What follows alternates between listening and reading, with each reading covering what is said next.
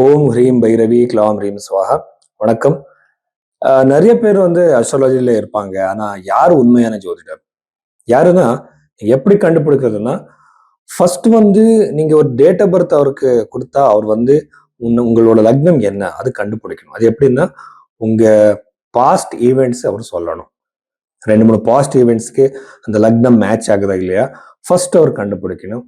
ரெண்டாவது வந்து அவர் பரிகாரம் கொடுக்கும்போது என்னென்னமோ காஸ்ட்லியான பூஜை, ஜெம் ஸ்டோன்ஸு, இந்த நியூமராலஜி, டேரட் கார்டு, அதுக்கப்புறம் வந்து கருங்குலி மலை என்னென்னமோ இருக்கு இல்லையா, அது எல்லாமே புரோத்பர பராசரா ஓரா சாஸ்திரத்துல இல்லை.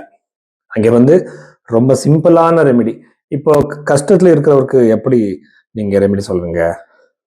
காஸ்ட்லியான பூஜை எல்லாமே இல்லை. ஜபம், தானம் இந்த மாதிரி தான் இருக்கு. அந்த ரெமெடி சொல்லணும். ஸோ உங்க பாய் சொல்றவரு உங்க ஃபியூச்சர் கூட அவர் சொல்லுவாங்க. இதான் சிம்பிளான லாஜிக். ஸோ நான் எப்படி சொல்றேன்னா, ஒருவேளை உங்ககிட்ட டேட் ஆஃப் பர்த் சரியா இல்லைன்னா கைரேகை நாம பார்க்கணும். கைரேகை எப்படின்னா வெஸ்டர்ன் பாமிஸ்ட்ரி மாதிரி கிடையாது.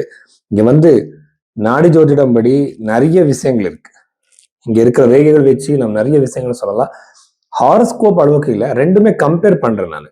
ஜாதகம், கைரேகை, ஹோராரி ஆஸ்ட்ராலஜி, பிரஷ்ன சாஸ்திரம், அதுக்கப்புறம் வந்து எல்லாமே சிந்தசைஸ் பண்ணி இந்த விம்சோத்திரி தசை மட்டும் இல்லை, யோகினி தசா, ஜெமினி சர தசா, இந்த நிறைய கண்டிஷனல் தசா எல்லாமே அப்ளை பண்ணி தான் நான் ப்ரெடிக்ஷன்ஸ் கொடுக்குறேன். ஸோ இந்த மாதிரி உங்க ஜாதகம் பார்க்கறதுக்காக நீங்க இந்த நம்பருக்கு நீங்க கன்சல்டேஷன் எடுத்துக்கலாம்.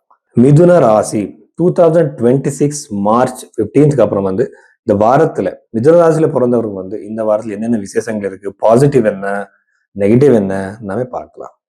ஸோ பாசிட்டிவ் பார்க்கும்போது குரு கிரகம் வந்து லக்னத்துல ராசியில இருக்கிறதுனால நிறைய பேருக்கு வந்து கல்யாணம், திருமணம் நடக்கிற சான்சஸ் இருக்கு. Because the 7th house Lord இந்த லக்னா ஆர் ராசி 7வது வீட்டை அதை பார்த்துட்டு இருக்கு குரு கிரகம். இப்ப நாடி ஜோதிடம் என்ன சொல்றேன்னா, நீங்க அகஸ்திய நாடி பாருங்க, புருகுநதி நாடி பாருங்க. இங்க வந்து குரு கிரகம் வந்து நீங்க பிறக்கும்போது உங்க ஜாதகத்துல குரு கிரகம் ஒரு வேலை மிதுன ராசியில இருந்தா அங்க வந்து நட்டல் சார்ட்ல இருக்கிற குரு கிரகத்தை டிரான்ஸ்லேட்ல இருக்கிற குருவை வந்து டச் பண்ணும்போது அவருக்கு திருமணம் கண்டிப்பா நடக்கும். இன்னொரு விஷயம் என்னன்னா, கைரேகையில கூட நாம இந்த குருவோடு டிரான்ஸ்லேட் பார்ப்போம். நீங்க அட் த சேம் டைம் குரு கிரகத்தோடு டிரான்ஸ்லேட் பார்க்கும்போது இந்த ஃபர்ஸ்ட் ரவுண்டா, செகண்ட் ரவுண்டா, தேர்ட் ரவுண்டா இது எல்லாமே பார்க்கணும். இது நாடி ஜோதிடம். ஸோ அதை பத்தி இன்னொரு வீடியோ எல்லாமே பார்க்கலாம். திருமண யோகம் இருக்கு.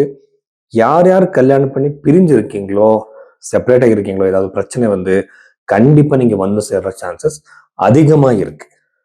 ஸோ மேரிட்டல் லைஃப்ல இருக்கிற அத்தனை பிரச்சனைகள் சால்வ் ஆகுற இந்த நேரத்துல அதை நீங்க சரியா யூஸ் பண்ணிக்கணும். எப்படின்னா கடவுள் வந்து நமக்கு டைரக்டா வர்றது இல்லை, ஒரு தாட்ஸ்ல வரலாம். இப்ப எப்படின்னா, இப்போ நீங்க இந்த காயத்ரி மந்திரம் என்ன சொல்றது, எப்படின்னா அந்த மந்திரத்துல இருக்கிற அர்த்தம் என்னன்னா, நம்ம தியோ யோன பிரச்சோதயாத், எப்படின்னா அந்த தாட்ஸ் நம்ம ஒரு இது பண்ணணும், மோட்டிவேட் பண்ணணும். நம்ம தாட்ஸுக்கு தான் மேக்ஸிமம் இம்பார்ட்டன்ஸ் இருக்கு ஹிந்து தர்மத்துல. ஸோ அந்த தாட்ஸ் நீங்க சேஞ்ச் பண்ணிக்கோங்க. ஸோ அந்த தாட்ஸ், பாசிட்டிவ் தாட்ஸ் வர்றதுக்காக முயற்சி பண்ணுங்க. அதே மாதிரி அந்த டிரான்ஸ்ல இருக்கீங்க அந்த மாதிரி. ஸோ இந்த பாசிட்டிவான தாட்ஸ் உங்களுக்கு இருக்கணும். அதுக்கப்புறம் வந்து மிதுன ராசியில பிறந்தவருக்கு வந்து தேர்ட் ஹவுஸ்ல இருக்கிற கேத்துனால சிப்ளிங்ஸ் நடுவே ஏதாவது பிரச்சனை வர சான்ஸ் அதிகமா இருக்கு. ஜாகிரதை இருங்க. 10th ஹவுஸ்ல இருக்கிற பிளானட்ஸ்னால கரியர்ல நிறைய சடன் சேஞ்சஸ். நீங்க ஜாப்ல இருந்து வெளியே வரலாம், நீங்க பிசினஸ் பண்ணலாம். இந்த மாதிரி எத்தனை நாள்ல இருந்தோ நீங்க யோசிச்சுக்கிட்டே வந்துட்டு இருக்கீங்க. ஆனா இன்னைக்கு வந்து இந்த டைம் பீரியட்ல வந்து சடனா நீங்க முடிவு எடுத்துக்கிட்டு வெளியே வர்ற வாய்ப்பு சான்சஸ் இருக்கு. ஏன்னா அது சில பேருக்கு அப்படி சடன் அவர் வந்து ஜாப்ல வெளியே வந்துடுவாங்க. இந்த மாதிரி நீங்க ரிஸ்க் எடுக்கிறது ரொம்ப நல்லது. உங்க தசா பீரியட் ஃபேவரபிளா இருந்தா நீங்க எடுத்திருக்கிற அந்த அந்த டிசிஷனோடு நாளை கண்டிப்பா சக்சஸ் வரும்.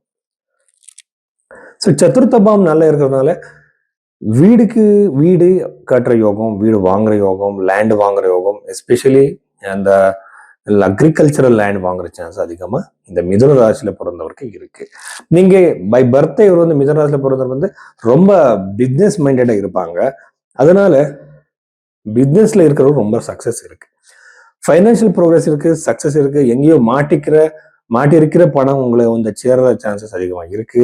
ஸோ 9th ஹவுஸ்ல இருக்கிற ராகுனால ஃபாதருக்கு வந்து கொஞ்சம் ஹெல்த் பிரச்சனை வரலாம், இல்லை மேனேஜபிள்.